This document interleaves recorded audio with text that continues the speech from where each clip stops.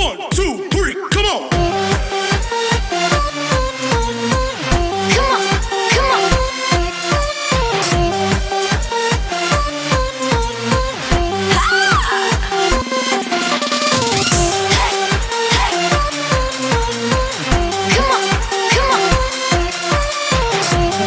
Assalamualaikum teman-teman, apa kabar kalian semuanya? Semoga kalian semua selalu sehat dalam lindungan Allah Subhanahu wa taala. Amin. Oke, teman-teman, kali ini aku pengen cerita tentang pengalaman aku hijrah riba. Ya, jadi aku udah beberapa bulan ini resign dari kerjaan aku. Kerjaan aku itu tadinya di koperasi simpan pinjam ya. Jadi udah tahu dong kalau koperasi simpan pinjam berarti ada bunganya, dan bunga itu adalah riba gitu loh. Itu udah kerja di situ dari tahun 2012 sampai tadi ya 2020 itu sebelum bulan Ramadan gitu deh, aku sudah mulai nggak turun lagi.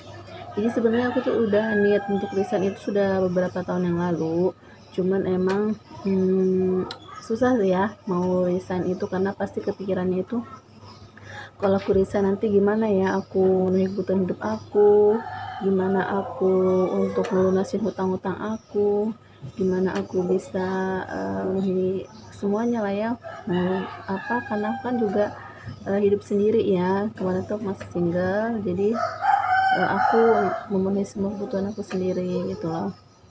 Jadi aku beberapa kali niat untuk hijrah, tapi aku tunda-tunda terus sampai tahun lalu itu sebelum bulan Ramadan tuh hati aku itu benar-benar gelisah. Aku udah nggak enak banget, pokoknya aku pengen berhenti. Aku berdoa terus, aku bilang, ya Allah, berikan jalan, berikan hamba kemudahan untuk melunasi hutang-hutang hamba supaya hamba bisa resign. Jadi aku berdoa terus gitu kan. Tahun lalu itu tahun 2019 ya, tapi sampai bulan Ramadan, sampai selesai Ramadan aku belum juga bisa resign ya. Kalau menghitung dari gaji aku ya yang nggak seberapa ya, emang susah ya mau ngelunasin semua hutang-hutang aku waktu itu. Tapi aku berpikir berprasangka baik kepada Allah untuk meminta rezeki dari arah yang tidak aku sangka-sangka gitu ya.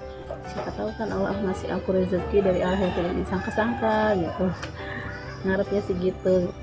Nah terus tapi Allah tuh ngasih rezekinya berupa hal yang lain, alhamdulillah gitu. Jadi pas bulan Ramadan itu aku ketemu teman aku yang udah lama aku nggak temuin, terus dia tiba-tiba ngomong, Kak Tali mau nggak taruh gitu.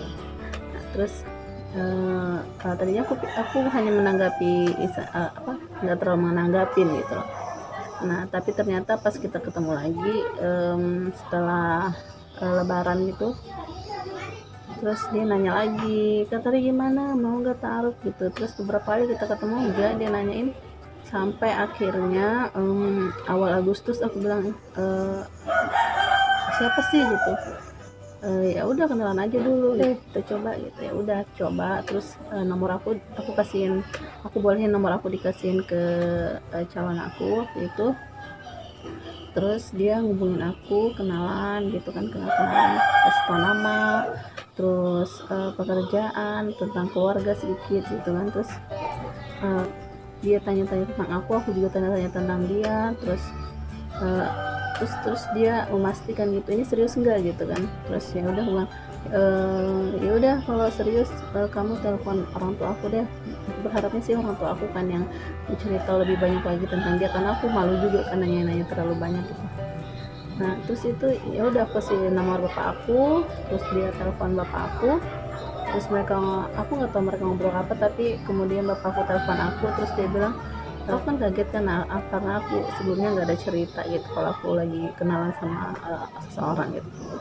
Terus kaget, terus ya aku bilang ya udah gitu, bapak setuju juga. Terus kata bapak ya udah setuju aja. Terus Tari gimana, ya kalau pas setuju menurut bapak baik ya udah bapak juga terserah Tari. Jadi kayak gitu terserah gitu. Jadi terus aku tuh sebenarnya belum terlalu yakin, karena kan belum ketemu juga ya. Pernah sih ketemu sekali, cuman beberapa menit, mungkin nggak sampai 1 menit ya. Jadi dia cuma datang ngelihat gitu doang. Dia datang ke kantor aku ngelihat, terus ya udah gitu doang, cuma ngelihat pergi gitu, kasih salam doang, bener-bener yang cuman nyapa hai gitu. Nah terus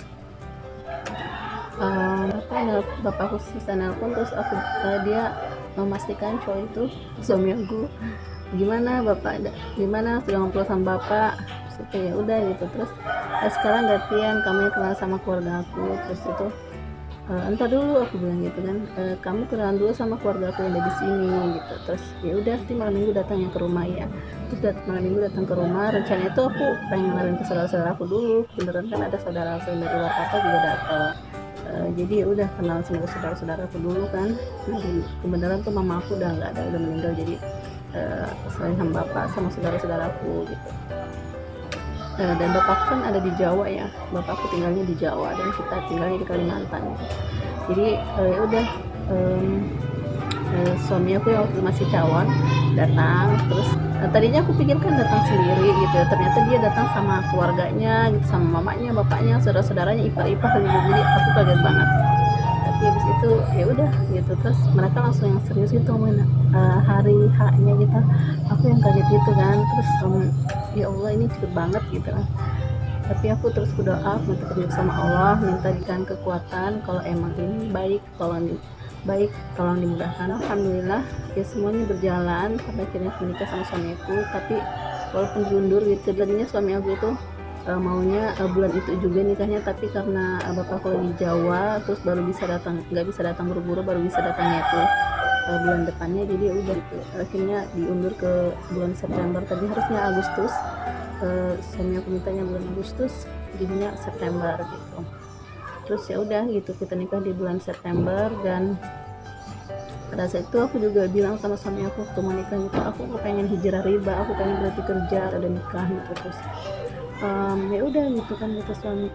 Tapi ternyata sampai akhir tahun, sampai bulan Desember gitu, aku belum bisa resign karena bos aku minta jangan dulu berhenti, jangan gitu. Jadi sudah setahun gitu aku minta resign tuh dibilang jangan terus, tapi ini sudah nggak bisa gitu. Sampai akhirnya awal tahun 2020 aku sudah merasa benar-benar pengen banget untuk berhenti kerja. Aku sudah nggak sanggup ya, karena aku tahu hukumnya riba itu ya, tapi aku masih tetap di situ. Itu kayak pagi-pagi bangun tidur, terus pergi siap-siap berangkat kerja untuk melakukan dosa. Itu kayak berat banget gitu rasanya, tapi aku harus ngelakuin itu gitu. Dan kemudian itu mengirimkan ujian yang lain ke aku, karena aku mungkin kayak ini ya, menunda-nunda terus ya. Mungkin Allah kasih aku ujian. Terus awal tahun itu bapak aku sakit. Jadi bapak aku sakit, terus beliau tuh harus masuk rumah sakit gitu, bolak-balik rumah sakit. Karena bapakku yang di Jawa, pulang Kalimantan, kita urus gitu, aku sama saudara-saudaraku. Terus kita bawa ke aku kan di kota Berau ya. Terus tapi berobatnya itu bapakku harus di kota Balikpapan, jadi kita kayak bolak-balik gitu ke Balikpapan Berau gitu. Nah terus setelah itu, karena aku sering nganterin bapak aku ke luar kota gitu untuk berobat, nah secara otomatis aku jadi jarang masuk kerja kan. Jadinya kerjaan aku tuh aku handle dari rumah, tapi juga jadi terhambat. Nah terus teman aku juga kan lagi cuti melahirkan gitu. Terus kayak kerjaan di kantor tuh jadi kayak nggak teratur udah deh gitu. Terus aku juga kayak kewalahan gitu kan. Aku harus ngerjain kerjaan teman aku juga, terus handle kerjaan aku di rumah juga. Aku pergi masih ke kantor sih sekali-kali gitu. Terus ada juga sih yang kayak karyawan yang ditugaskan untuk membantu kerjaan aku itu, karena ya ada teman aku yang cuti melahirkan itu kan. Jadi di kantor aku tuh cuma ada 2 karyawan, aku sama teman aku yang cuti melahirkan itu. Nah jadi pas dia cuti melahirkan itu digantiin sementara sama ada karyawan tambahan itu. Nah terus itu sampai akhirnya karena aku sudah benar-benar niat mau resign, aku sudah nyatakan ke bos aku, nggak bisa pokoknya ini tahun ini tuh aku harus benar-benar resign awal tahun ini. Terus itu kan tadinya kan aku berbagai alasan tuh aku sampaikan nggak diterima sama bos aku kan, bahkan termasuk alasan riba gitu, karena aku saat itu udah nyampaikan ke bos aku, tapi sama bos aku dibilang ini bukan riba segala macam, pokoknya berdalih dengan segala macam, ini bunganya rendah, kita punya SHU. Tapi aku tetap dengan keyakinan aku bahwa ini adalah riba, walaupun itu sekecil apapun bunganya itu adalah riba. Jadi aku bilang aku tetap akan berhenti, tapi aku ngobrol sama suamiku kan gimana ini, bos aku nggak terima gitu pengunduran diri aku. Terus itu kata suami aku, ya udah pakai alasan aku aja gitu. Jadi alasannya itu adalah suami yang nyuruh berhenti itu bos aku ngizinin. Terus akhirnya dicarilah pengganti aku gitu. Nah tapi ternyata pengganti aku itu masuk itu bukan untuk gantiin kerjaan aku, dia malah dikasih kerjaan baru gitu. Jadi aku mau ngajarin dia itu kan kayak nggak punya waktu gitu loh, karena dia udah dikasih kerjaan baru lagi, kerjaan yang lain kayak.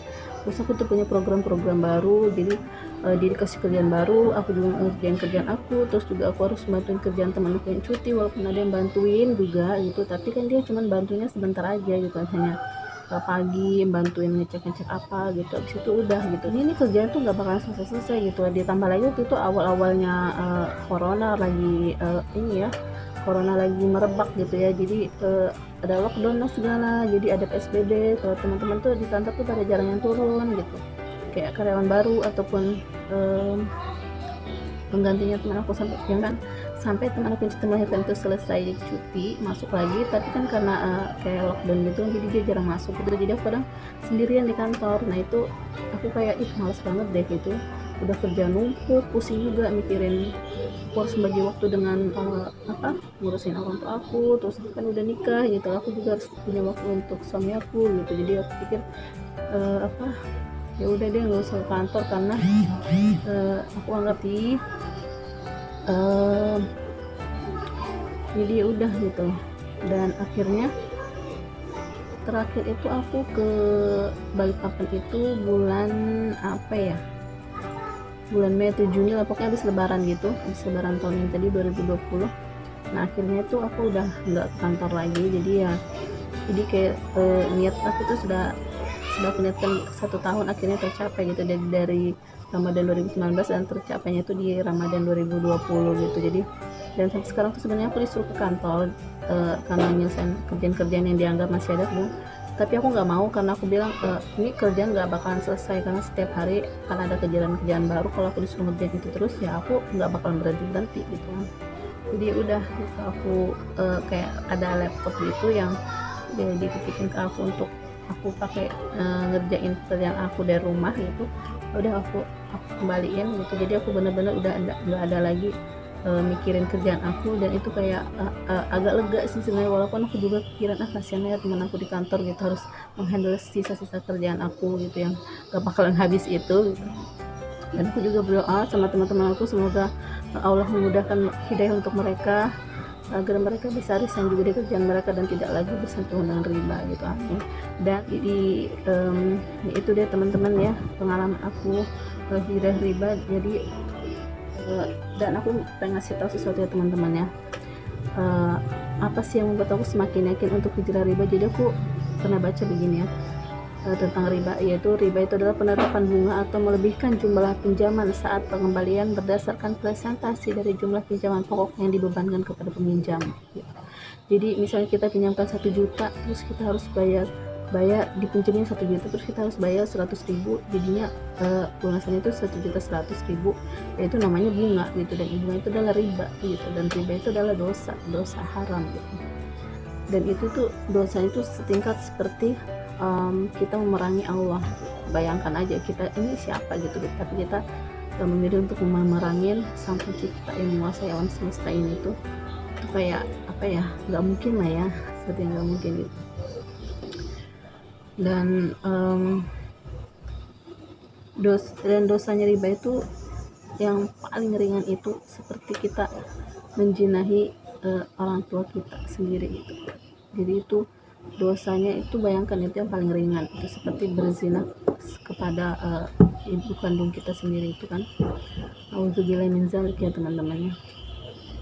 Jadi memang aku masih banyak belajar sih teman-teman mengenai hijrah riba ini, karena mau tidak mau kita setiap hal tuh banyak sekali bersentuhan dengan riba ya. Apalagi kita tinggal di negara Indonesia ini, yang mana kita menggunakan fasilitas bank itu kan riba banget ya teman-teman ya, sudah jelas banget tuh riba karena ada bunganya kan gitu kan.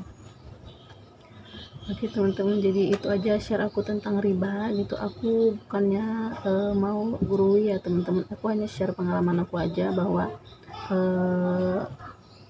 bagaimana aku kemudian memutuskan untuk hijrah riba. Ini sebenarnya aku pengen cerita banyak, tapi aku tuh mau menceritakan semuanya tuh kayak apa ya teman-teman ya, aku ngerasa belum cukup ilmu untuk itu. Ini hanya apa yang aku rasakan aja yang aku sampein.